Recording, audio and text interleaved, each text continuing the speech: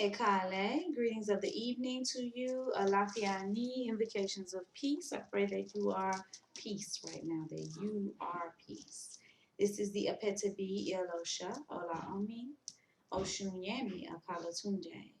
And made a video earlier today about this being the 8th day of my fast. So tomorrow will be day 9 and Sunday will be day 10. And on Monday, I will return to some solids. So almost done on the last leg of this particular journey and happy that I'm almost done, but the journey itself has been good and I feel cleansed and renewed and ready to face the world again with vim and vigor. So this is a video request by 2 of my subscribers, Learning Organically and Creative Native, and 2 of them made special requests for me as far as videos are concerned. And the first one is actually a conversation that Learning Organically and I have been having for a few years. She and I have been internet friends for a few years now. She is a very powerful, very wonderful sister. Please subscribe to her channel and her blogs and get into what she's doing. We are very cyberly close. Yeah, she's a close sister friend. And she asked me to speak on the importance of the Moontime, the woman's Moontime. And that is, I feel honored that I'm asked to speak on such a topic. So I would like to begin by saying that from ancient times, women, or in ancient times, I should say, women were viewed vastly differently from how they're viewed today. And to give an example of how that was different, I want to share just a little bit of an ancient Hindu scripture, pre-Aryan Hindu scripture on woman. And it's called the Shakti Sagama Tantra, I believe. I may be saying it wrong, but I believe that's what it's called. But it says, there is not, nor will there ever be, nor has there ever been any mantra like unto a woman. Ask Fasha. There is not, nor will there ever be, nor has there ever been any yoga like unto a woman, any sacred verse like unto a woman, any incantation like unto a woman. It says, woman is the purest form, and every other form is made from her. So I have paraphrased a little because I don't know it by heart. I probably should, but I don't know it by heart. But this speaks to the ancient view of womanhood, the ancient view of womankind, and what it means to be an entity who comes onto the physical plane with a womb. The womb is the carrier. It is the sacred vessel that holds Ashe. Ashe is the Anaga or Yoruba term for power, for life force, for that which animates and causes things to exist. And the container in which this power is housed is the womb.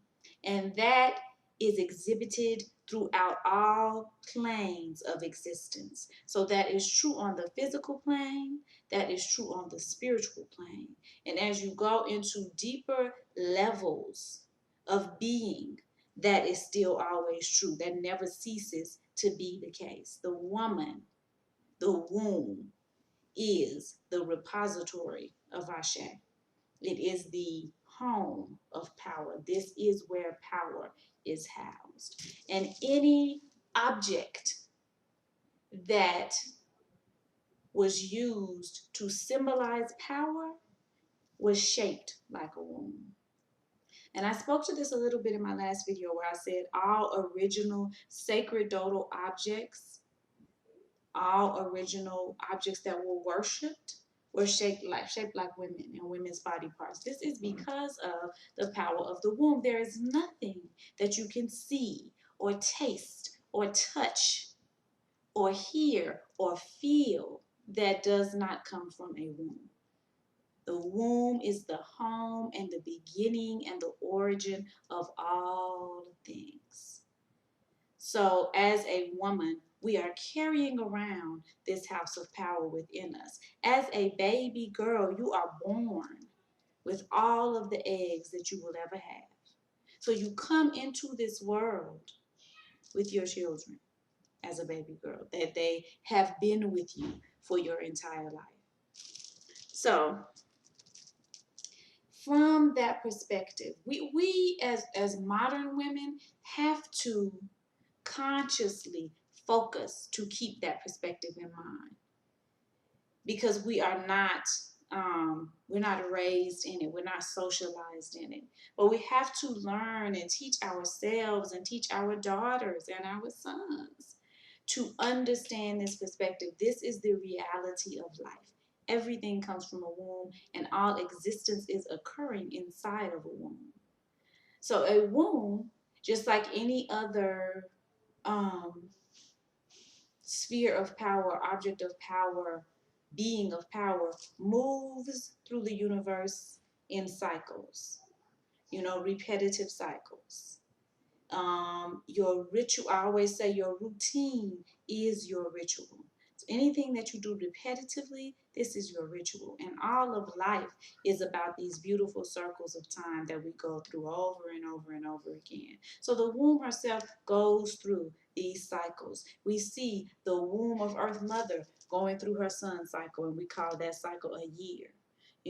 We see the womb of the moon going through her cycle, and we call that, a month. So these are the same types of movements that your own personal physical womb goes through as well. So as the womb moves through her cycles, she comes into a time where she's full of life. And she's at the crossroads of determining whether or not she's going to bring forth life. If at that particular crossroads she decides to take the path of not doing so, then she enters into her dark phase. Dark not as in dark not being negative or not being bad, but dark being a phase of internalization, when you're not out, you're not as extroverted, you're not as, in the face of your friends and family, you're not as social, you're internalizing things, and you are dealing more from your inside. And this is the phase that then becomes your moon time. When you enter into the dark phase, then you shed all of that power, all of that energy, all of those things that were necessary for the creation of a new life. You shed that. And in shedding that and being in your dark phase, you receive visions and messages from the dark goddess, from the original mother, from the ancestral mothers themselves. We are taught to look at this time of us wanting to go within, of us not wanting to be as social and as extroverted, as something negative, as us having attitudes, as us being cranky, as, us being moody. But this is a time when we should be with ourselves. In ancient times, our mothers, our ancestral mothers, built womb lodges. They built red tents. And within the moon lodge or within the red tent, all of the sisters that were bleeding would come together. And we would bleed together, and we would be fed, and people would bring drinks and food to us, and we would celebrate, and we would pamper each other, and we would belly dance to relieve some of the tension that you get when that energy, when that high amount of life force is moving through you. This is a time when we belly dance. A belly dance was originally for the eyes of women only. And it was done during your moon time, and it was done during labor. This was just a dance of women for women to relieve the tension of that energy moving through your body, because it is the energy of creation. And so it is overwhelming to deal with from time to time. So to relieve the tension of that, we would do the movements, hip movements and womb movements and belly movements, sensual movements that would call forth that sensual side of ourselves and that sensual energy. And this would help that other energy to move through in a way that was a little more sweet. As we met in our red tents and in our moon lodges, we would have our nursing daughters with us or our nursing sons with us. And then our daughters that were old enough to be bleeding themselves would be bleeding with us, because when women live together, they bleed together. So we would all be bleeding together. And before electric lights, women would bleed on the new moon. And they would be full of life on the full moon and bleed on the new moon. So we would all be bleeding together, and we would bleed in unison onto Earth Mother. And we would bleed and put the blood upon sacred objects and therefore imbue them with the life force. This is the blood. This is the cleansing, healing, power-filled blood. What other blood can be more cleansing, more healing, or more power-filled than the monthly issue of our mothers? It is the very blood that makes us.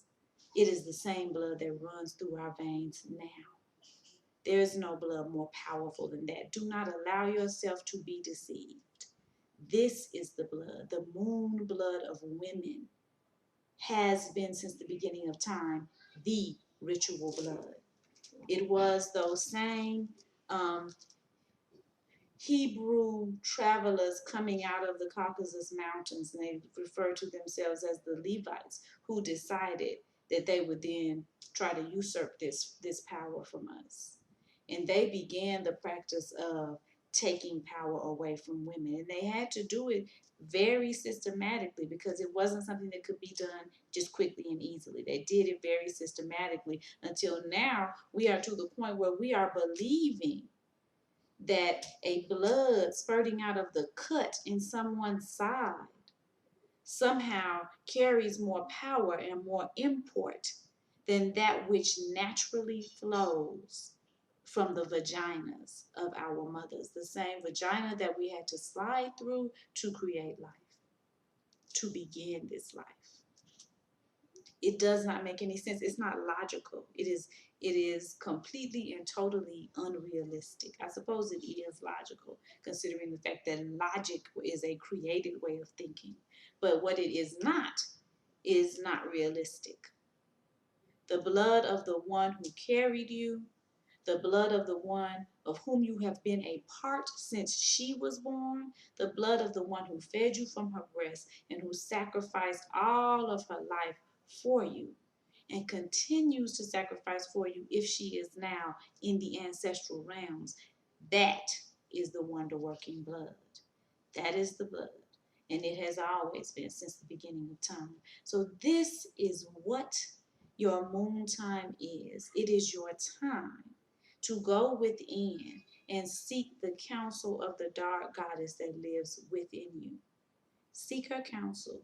Listen to her words. Keep a journal. Write your dreams down at this time. Write your visions down. If you feel creativity flowing, write down what you feel flowing.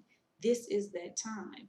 In some of our Native American cultures, some of our Native American ancestral mothers would be in the moon lodge together, and they were considered the complete voice of the Supreme Being.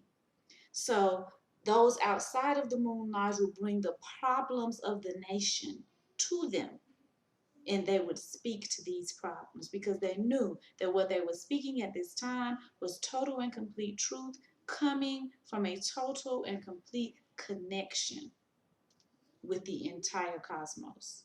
And so what advice they were giving had to be best, and it was heeded.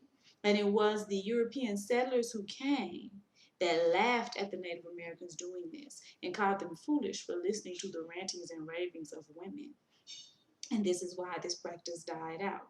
Pray that it has not died out completely, but this is why this practice died out.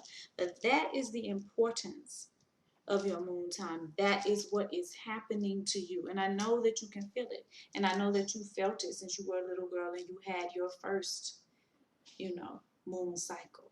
Yes, what you're feeling is real. Relax, fall into it, surrender to it.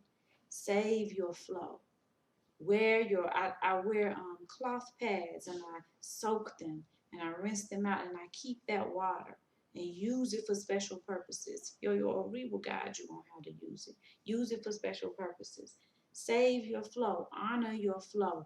Know it for what it is. It is your connection to the goddess that squatted and gave birth to the all. You are she. Just as your mother carried you as an egg into birth, her mother carried her as an egg. Her mother carried her as an egg. So we are connected all the way back. We are not any different. We have pieces of that first ancestral mother within us. And we are free to draw upon her wisdom and her guidance and her protection and her love. Do so. Don't be afraid to do so. Don't let anyone denigrate you for doing so. Do so, because when you do so, you are doing it for the whole of humankind. You're keeping us all, you're making us all better. You're making the world a better place for everyone. The second topic that I was asked to speak on is the female disease of fibroids. Fibroids are the result of negative thinking about wombs. Fibroids grow from negative thoughts that are put in our heads about our wombs, about our vaginas, about our vulvas and our clitorises. And they become these tiny balls of badness, of negativity, and it grows as a tumor.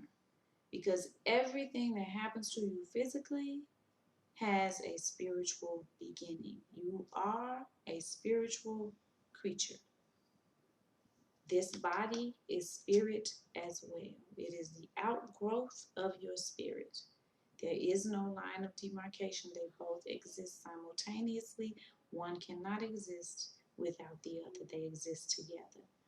So every disease that you suffer with has a spiritual beginning. The spiritual beginning of fibroids is negating the goddess in the universe, negating the feminine force in the universe, negating the necessity of femininity, and believing that women should be in subjugation, believing that women should be treated as something lower, and believing that your emotions, your visions, your intuition, and the gifts that you have been given as a woman are useless.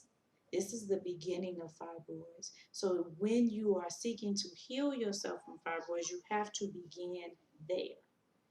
Embrace your womanhood, what it means to be a woman, and move through the world unapologetically as a woman, powerfully as a woman. You do not have to act like a man to be powerful. You are powerful in your own right as a woman. Embrace it. This is the beginning of healing fibroids. From there, you must let go of any past abuses that have happened to your womb or your vagina or your buttocks or your breasts. You have to let go of those past abuses. You can begin that process by journaling. Write them down, get it all out. Write about what it felt like, what it did to you. And if you can't keep that after it's written down, read it to yourself. Listen to yourself speak about it. Say it out loud. If you can't keep it, burn it. Let it dissipate up into the universe. It is the past. It is the past. And you are now stronger. You have been through it and you are still standing. Look at you. You are an amazing being. What type of strength does it take to make it through that? Well, whatever kind it is, you've got it. You've made it through and you're still standing. You have not only survived, but you have thrived.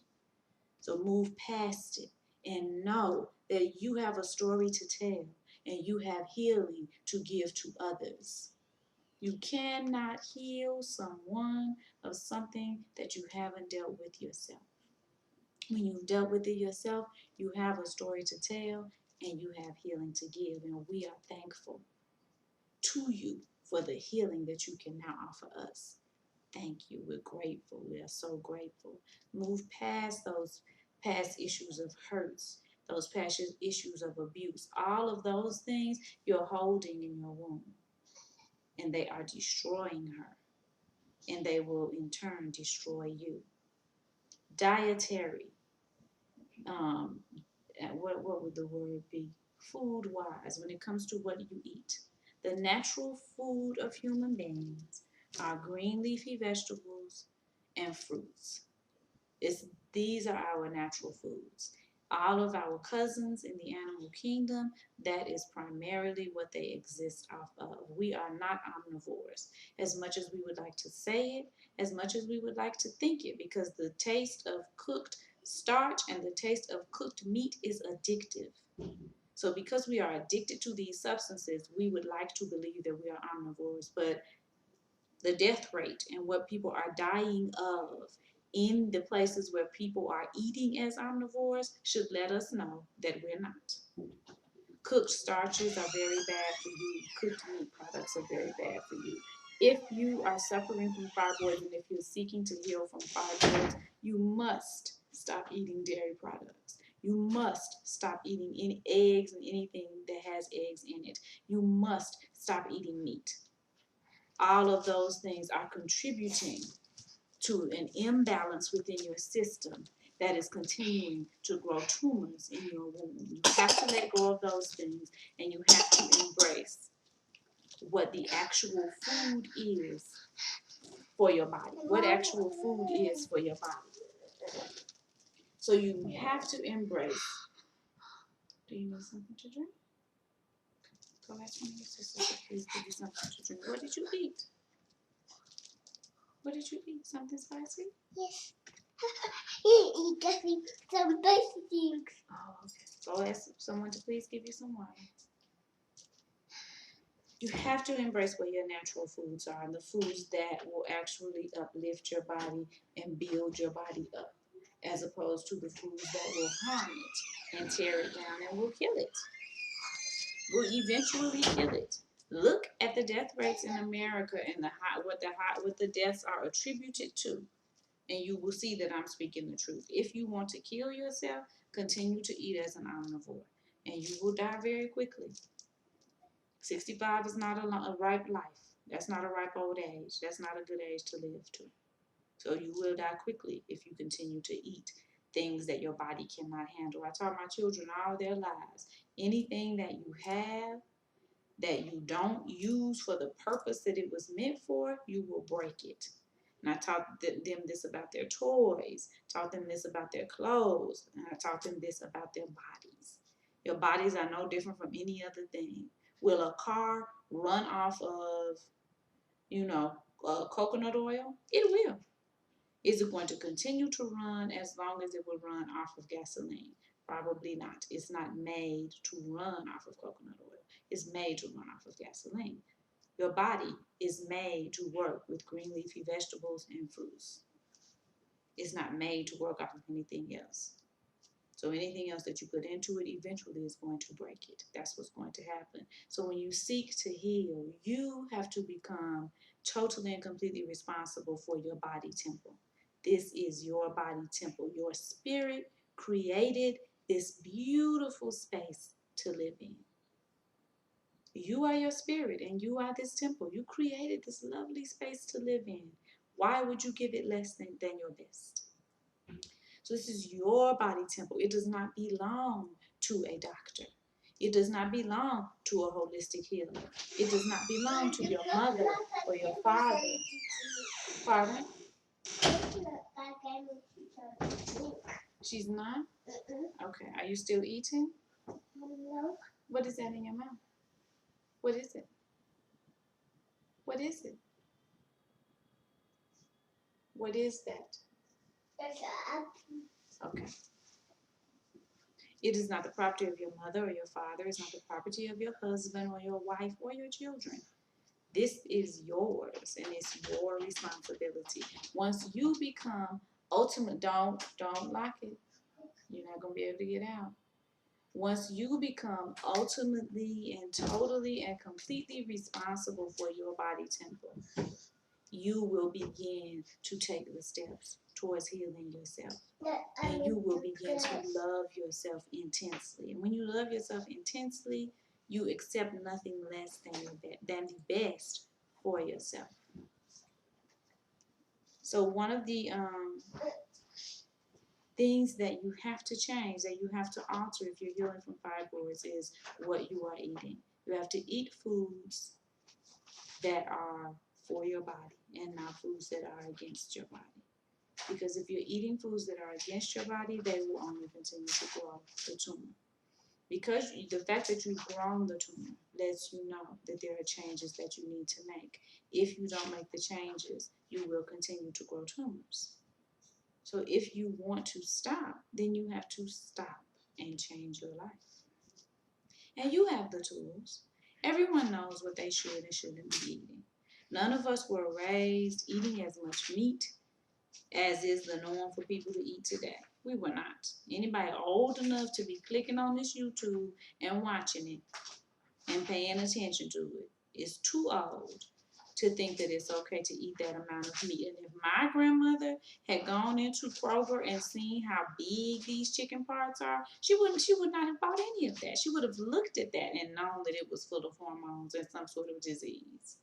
The first time I saw a non-organic banana, just a regular banana in the store, when they first started pumping everything so full of stuff, I was like, why is this thing so big?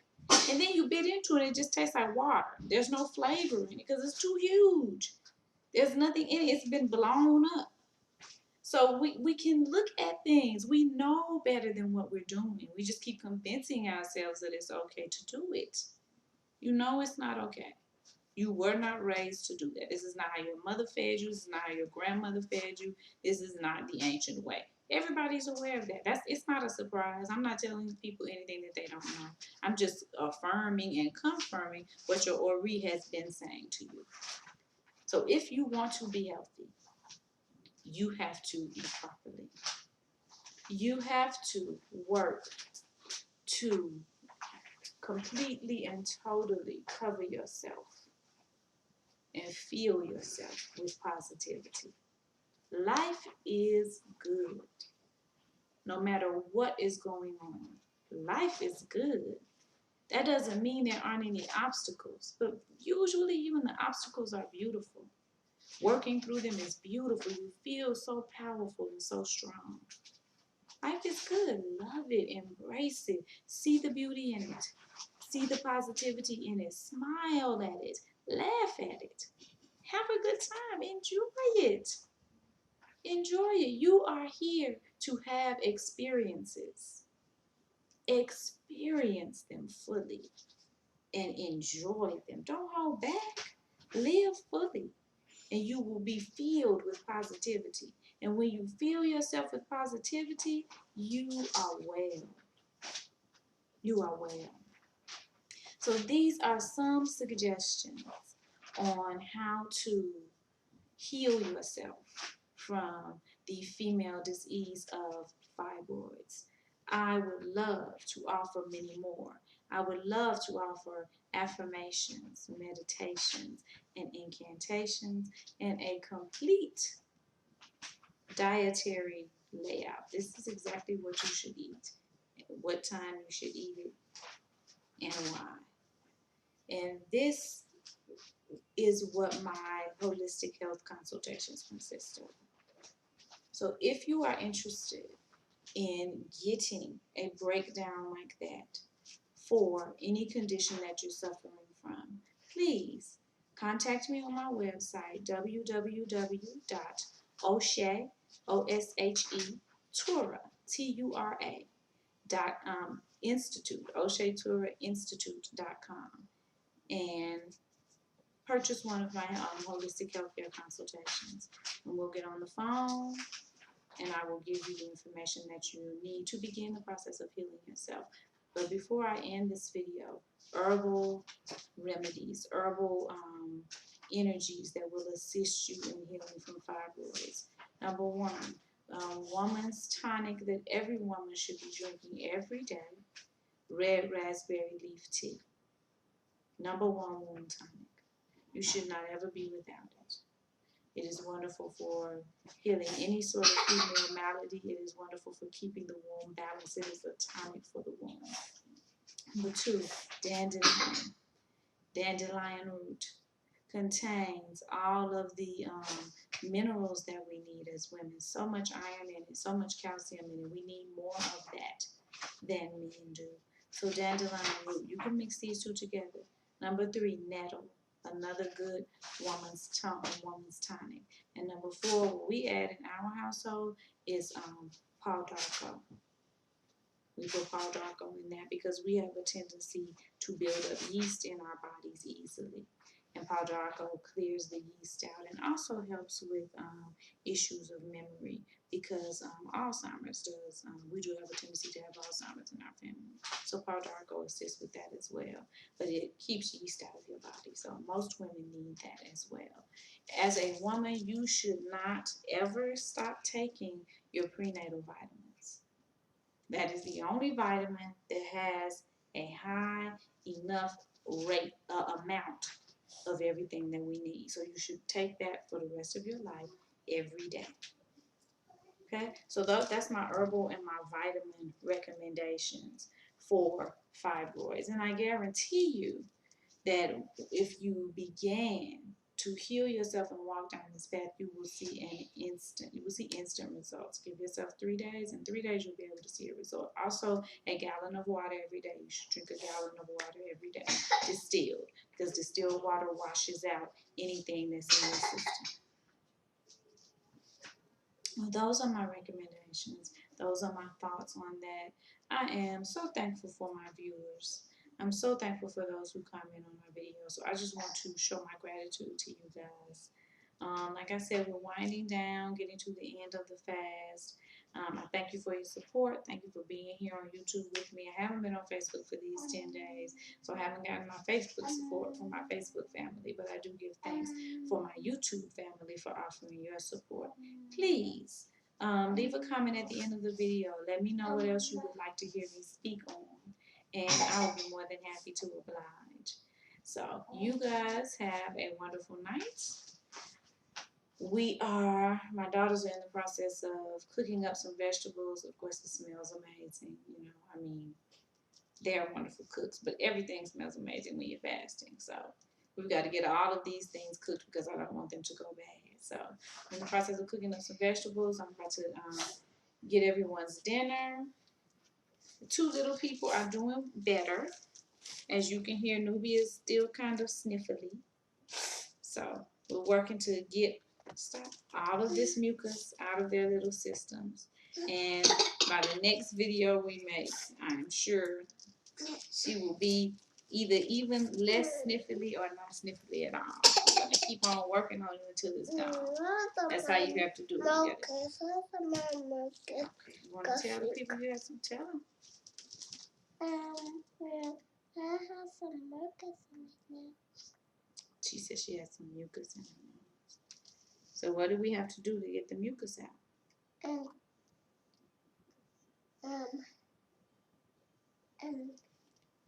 Eat some more oranges. Yes, eat some more oranges, she said. So yes, we will be doing that. We will be drinking some more tea, and we will be, I think I'm going to make some garlic lemonade, which is, okay, I think it's 4 cloves of garlic, the juice of 2 lemons, and honey. And you boil the garlic in water, and you strain it out into a bowl. You strain the garlic out and put the hot water in a bowl. Then you put the juice of the lemons in the bowl with enough honey to make it really, really sweet. And it tastes good. It tastes like, it smells garlicky, but it tastes like regular lemonade. And it is so healing, so very healing. So we may do some of that. We're going to see how it goes tonight. And if necessary, we'll do some of that. So, Odabo, until we see you again, peace and love. May you be filled with ecstasy, abundance, and bliss flowing over your life from the sweet rivers of Ocean. All right, give thanks. Hey.